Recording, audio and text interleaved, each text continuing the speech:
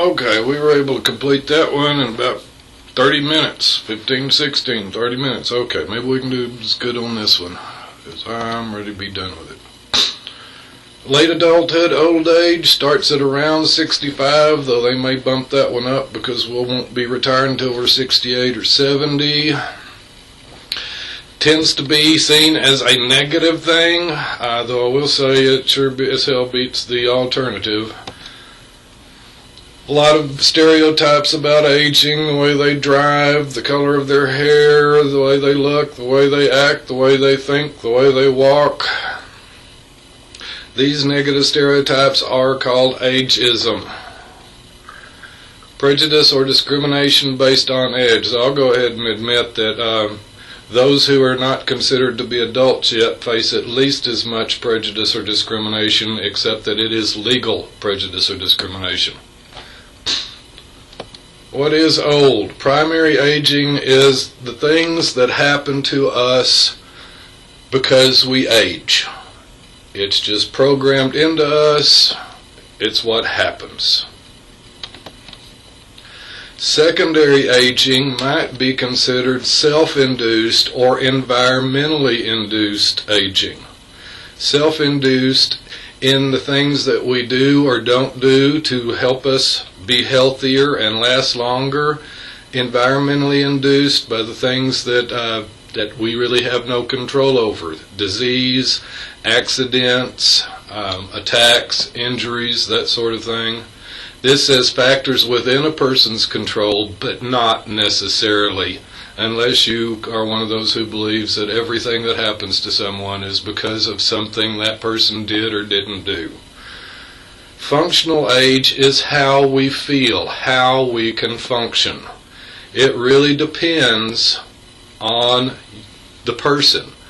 Some people who are in their 70s and 80s still can outdo people in their 50s and 60s, so they would have a younger functional age.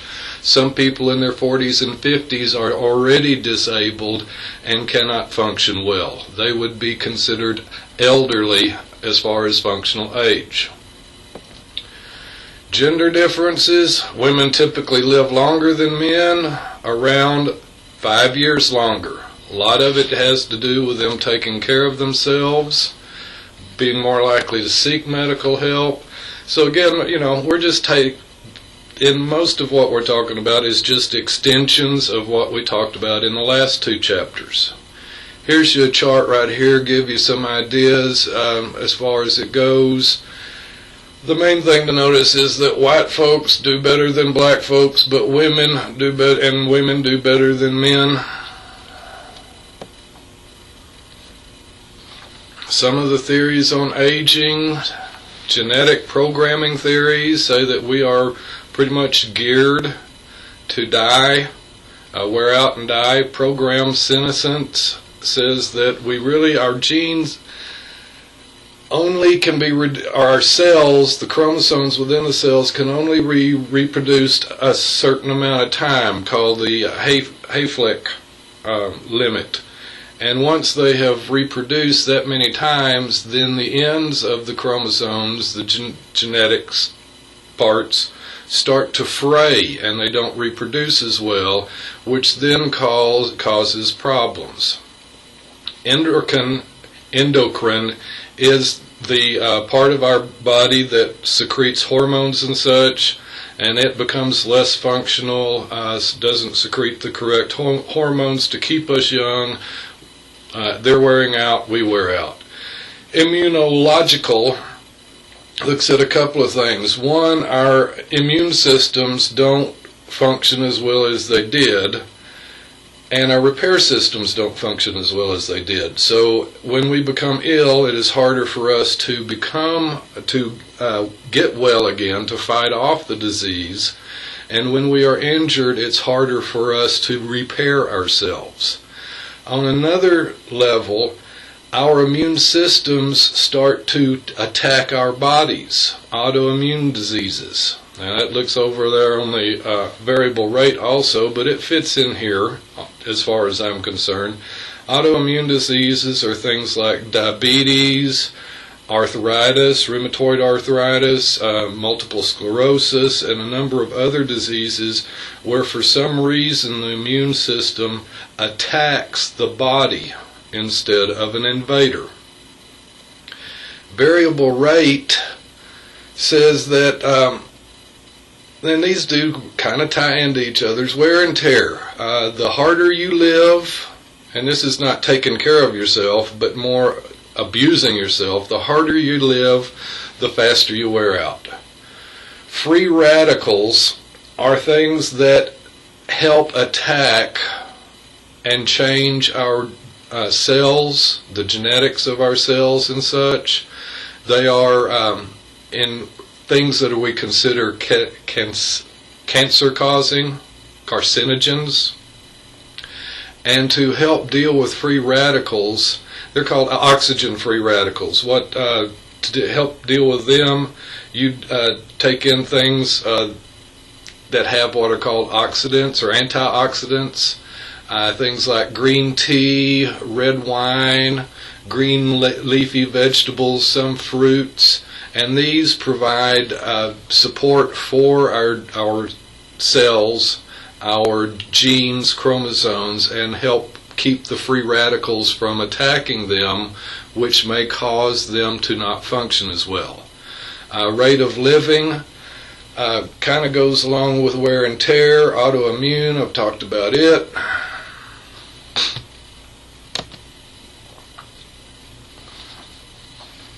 Prolongevity, expanding the lifespan. Survival curves so far have put the maximal life expectancy or lifespan at about 120 years.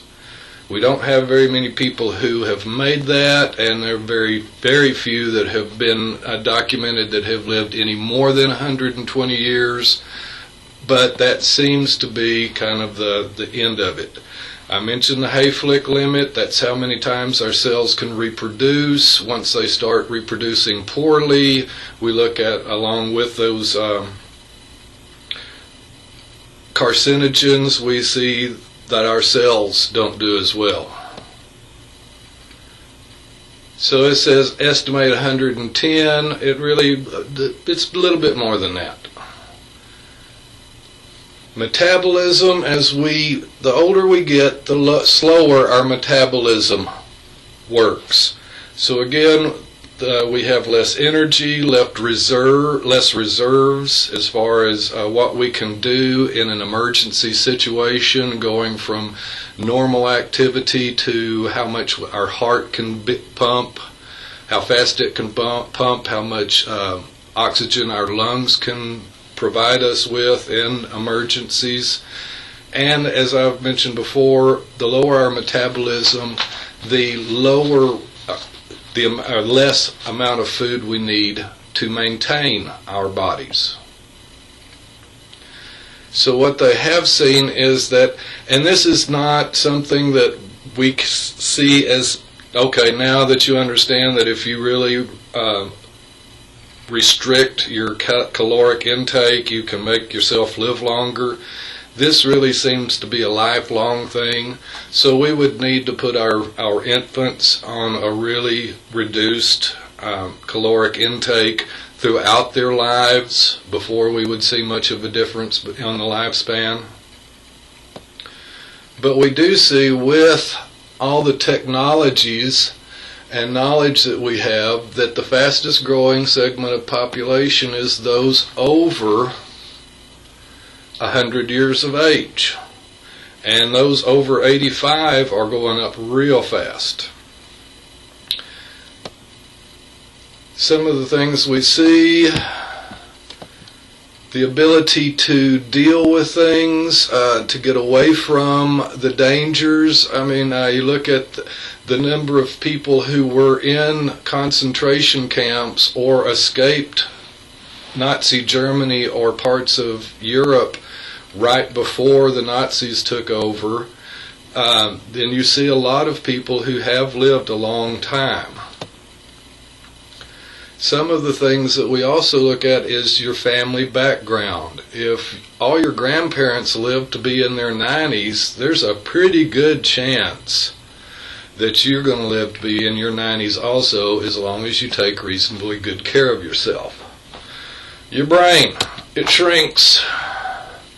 It gets smaller. It doesn't lose neurons, it loses all those supporting tissues. The myelin, the cells that take away waste and bring nourishment. About 10% by age 90.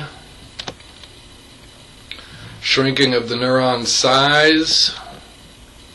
Loss of those axons, the dendrites. We've been talking about dendrites the whole time. That's one of the reasons you want to build as many dendrites as possible as you're getting old.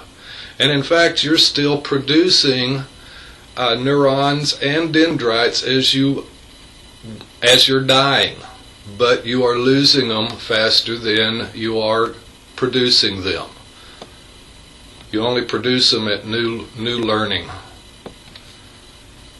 So it is not due to loss of neurons, just loss of the size of neurons.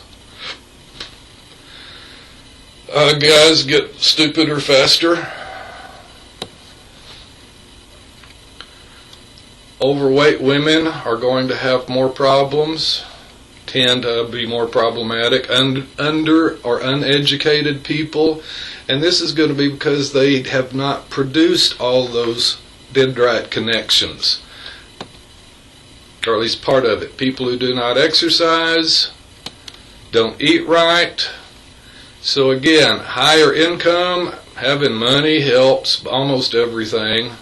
And avoiding disability, maintaining activity, maintaining brain activity, maintaining physical activity, and I push for maintaining sexual activity also. Sensory impairments, visually, we're going to have quite a bit of problems with cataracts and macular degeneration. Hearing, a third to half will need hearing aids, but only about 1 out of 5 will get them. A lot of people don't want to admit that they need hearing aids. A lot of people don't want to think they look tacky. A lot of people can't afford them, and up until recently, hearing aids really amplified all sounds.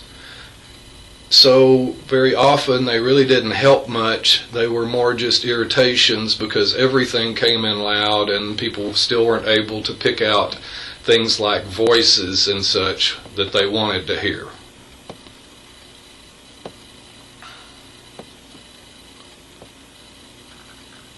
So men more than women on the hearing. Sexual functioning, I know you don't want to think about you having sex at 70 or 80, or your grandparents having sex at 70 or 80, or your parents having sex 70 or 80, but you know, if they can, they probably are. Consistent sexual activity over the years maintains sexual functioning as you get older. Use it or lose it. Thought I was making this shit up, didn't you? The primary cause for women not having sex is lack of a partner. Men almost always have partners if they want them. I understand that if a man is in his 80s and still can drive at night, he has a gold card and can have just pretty much his pick of women whenever he wants them. Leading causes of death: heart disease, cancer, stroke, lower respiratory diseases, this pneumonia, chronic bronchitis, diabetes, mental problems. Most of us do pretty good, at least until the very end.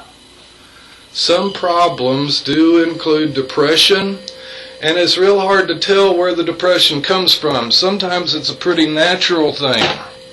People in their 70s and 80s fairly often have lost many or most of the people that they've spent most of their lives with. That's a pretty depressing thing.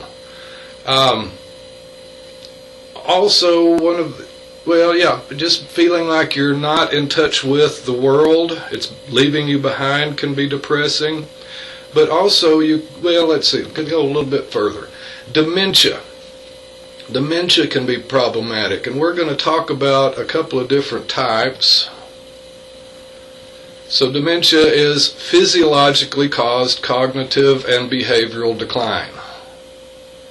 Some of the causes: Alzheimer's, Parkinson's, multi-infarct dementia. What that happens is with this is people have very, very small strokes that kill parts of the brain over time, and sometimes it's a very small part of the brain, but over time the effects are cumulative. Another thing we need to look at in what might be apparently dementia is drug interactions or drug reactions. Fairly often people at this stage are taking lots of drugs, and I've known people who've had to go have interns just do a study on the drugs that they were taking to figure out what drugs might be doing what to them, and what drugs, when combined, might be doing things to them. So both depression and dementia can be caused by the drugs that the people are taking, and with either changing of the amounts of drugs, the dosage, or changing the drugs themselves, sometimes these can be counteracted.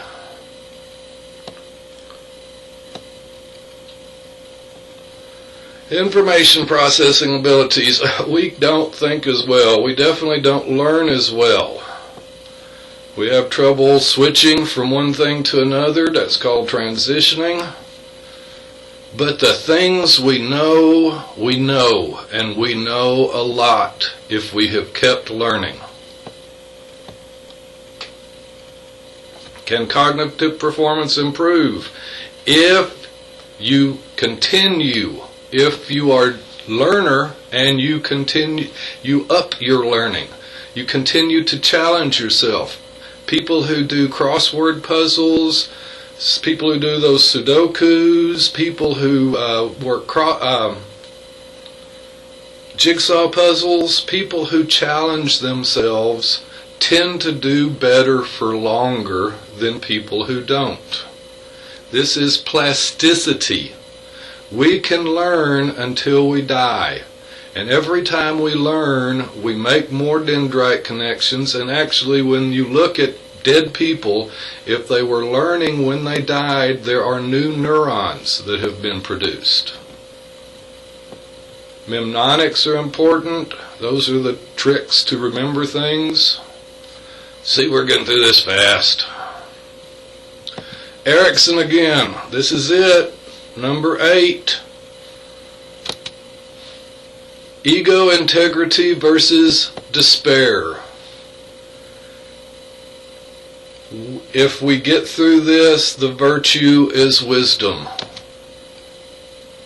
Now, this is a bogus statement here. Having lived a life without regrets. Bullshit. What you're looking for, because you will have some despair, you look at what you want to do and you look at how much time you have to do it, an opportunity to do it, and if you don't feel a little despair, you're going to be fairly unique. If you look back at your life and you don't have any regrets, I think it is I think you're probably lying to yourself. Because I don't really see how a person can live a life without regrets. Things that you think maybe you should have done, could have done, wanted to do, things that you did that you wish that you hadn't. This is all part of life. What wisdom is coming to the understanding that though you have regrets, though you may wish you had more time to do things, you may wish that you could go back and change things, that still you had a life that was worth living. That, I think, is what wisdom is. Thinking that you lived a life without regret, I think, is denial. Personality and emotions, we tend to continue to feel better about ourselves, though if we are neurotic, we tend to be more negative. So again, being extrovert, being social helps a lot, and you're going to think things were better than they were. Coping, we talked a little bit about that as far as stressors in middle adulthood. Coping is the adaptive behavior that reduces stress from conditions that are stressful. Things that we perceive as harmful, things that we perceive as threatening, things that we perceive are unduly challenging. I don't know about y'all, I tend to like to challenge myself on a lot of things. If things are too easy, they get boring. If they're too stressful or too challenging, they're stressful. But if they're just right challenging, they're lots and lots of fun. There are some things that you can do to cope. And I would like to say, part of it is your perceptions. I talk to a lot of people who perceive everything in today's society and world as threatening. I tend to not as much. I like the way things are going on lots of levels. There's lots of stupidity, but I think we can get past that. Okay, ways you can deal with things. You can either focus on the problem, and when you focus on the problem, you change the problem or work to change the problem.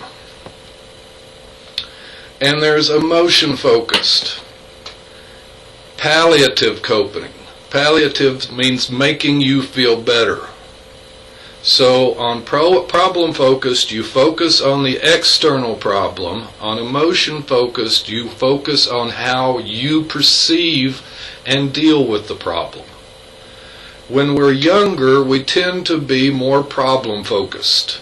Something bothers us, then we go work on changing that something. As we get older, hopefully wiser, know more, we come to understand there's a lot of things that you really can't change. And there are other things that you can change, but maybe they're not worth the effort and time involved in changing them. And the wisdom is figuring out what those things are. The loss of a partner, the loss of someone close to you, cannot be changed. There is no problem-focused dealing with death. There is emotion-focused. You look for the positive things from the situation. Other situations are also like that. You lose a job, there's not much you can do about changing having lost that job. But you can change how you deal with it. You can get a job, another job. You can, there's lots of ways to deal with it. So knowing whether the problem is fixable or not, and figuring out what you need to do if it's not, are pretty important about coping.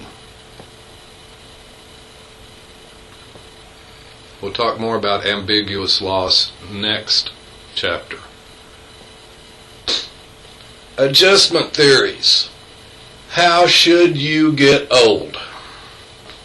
Okay.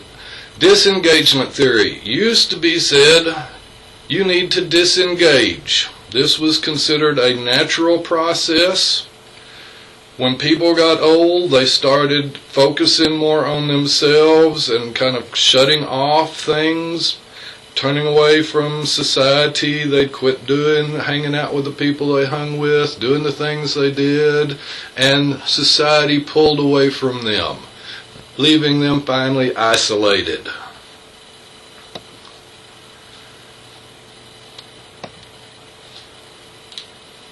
we don't buy into it. Activity theory says whatever you've done in your life, you need to be active as you get older. You need to not only maintain what you're doing, but if you're not doing much, you need to find other things to do. That will make you happy. Yeah. Continuity theory. This is kind of the one I buy into. If you are an involved person, stay involved. If you are a reclusive person, be reclusive. If you've been that kind of person for 60, 70, or 80 years, why in the hell would you want to change now? Be who you are and be happy, reasonably happy anyway with who you are. Enjoy what you've been doing. If you like to be challenged and learn new things, then do it. But if you don't stress yourself out by trying to. Work and retirement. Retirement is pretty recent. Only about a lifespan ago, people worked until they died or couldn't work anymore. Then people were forced to retire at 60 and then 65. I think very few are forced to retire now. Airline pilots are still forced to retire at about 62, but they're fighting that one. Some of the biggest factors in retiring: how healthy you are, how much money you have put away. Because if you're healthy, you'll probably decide to keep on working. If you got no money, you'll probably decide to keep on working. Living arrangements. Most people now live either with a partner or by themselves. If they can't do that, many of them live with family. Generally, they're adult children, usually a daughter.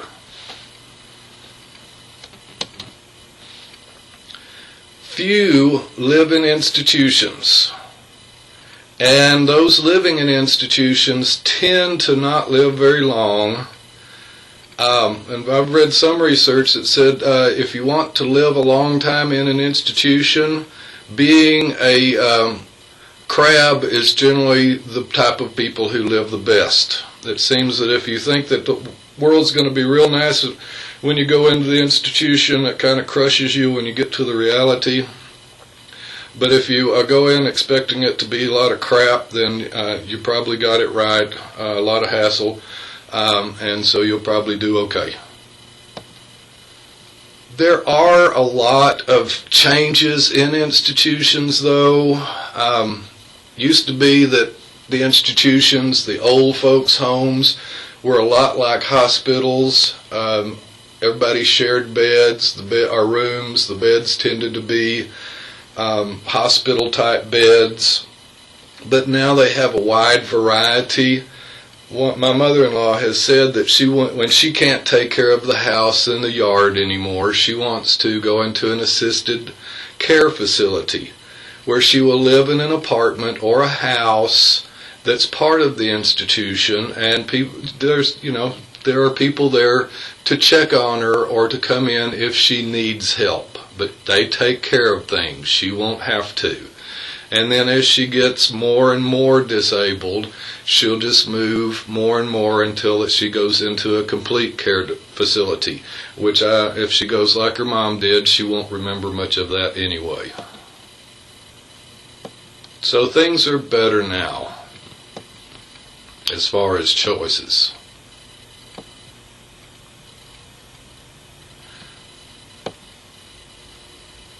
Well, sorry, let me bounce through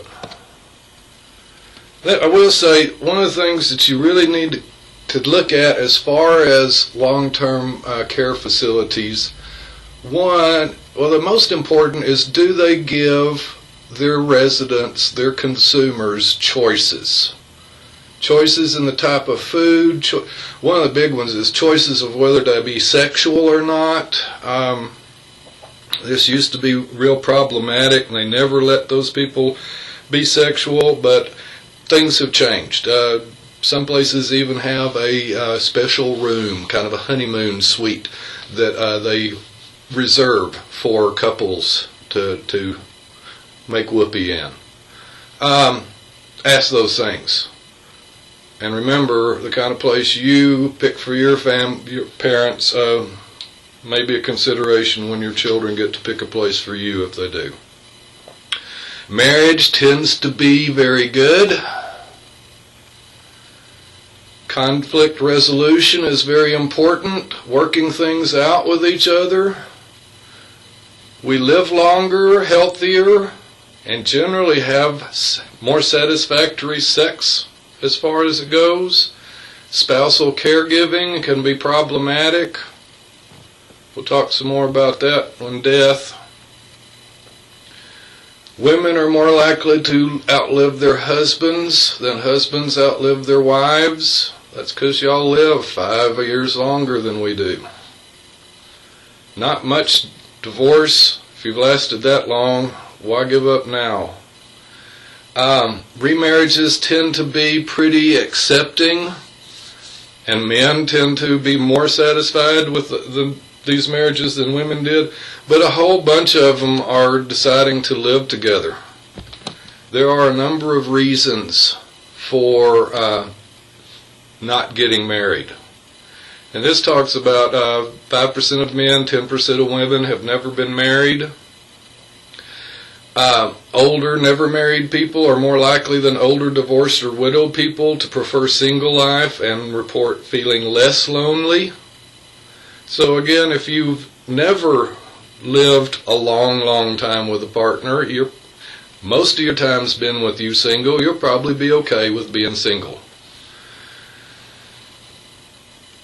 Lots of times, I think I mentioned, there's reasons not to get married. Fairly often, you'll lose your spouse's Social Security or their pension.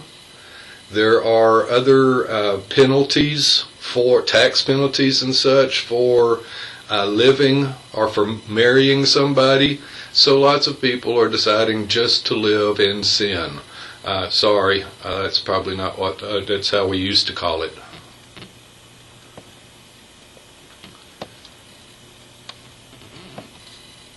Gay and lesbian relationships tend to be very similar in many ways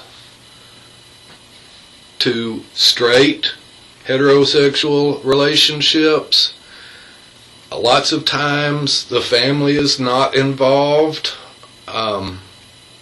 just because the family has not accepted the relationship. If they have raised children, then they're much more likely to be involved than if they didn't raise children. They're not seen as they're not as likely to be seen as acceptable as a maiden aunt or a bachelor uncle might be. So it is problematic. What we see is mainly the problem is that they don't have the rights of people who are married. They don't have the rights for hospital care. They can't make decisions for a person that they have lived with for 50, 60 years who now has Alzheimer's. The family can now step in and make those decisions because the family has more rights than the partner does. One of the reasons I think that anti-gay marriage bans are going to be struck down. Again, it's not that they have problems except for the problems that society puts on them. Mistreatment of the elderly, physical abuse, sexual abuse, emotional or psychological abuse, financial or material abuse, exploitation, neglect. You see these, we talked about these in childhood. The only one that is really much different is financial or material exploitation. Ripping off old people because they can be ripped off pretty easily. Kids don't usually have much to rip off, but old people often do. Self-neglect, just allowing somebody to not take care of themselves. This is problematic though, because as far as a lot of people are concerned, we have the right not to take care of ourselves if we so decide to. And to make us do so really requires a court order, which is not cheap or easy to come by.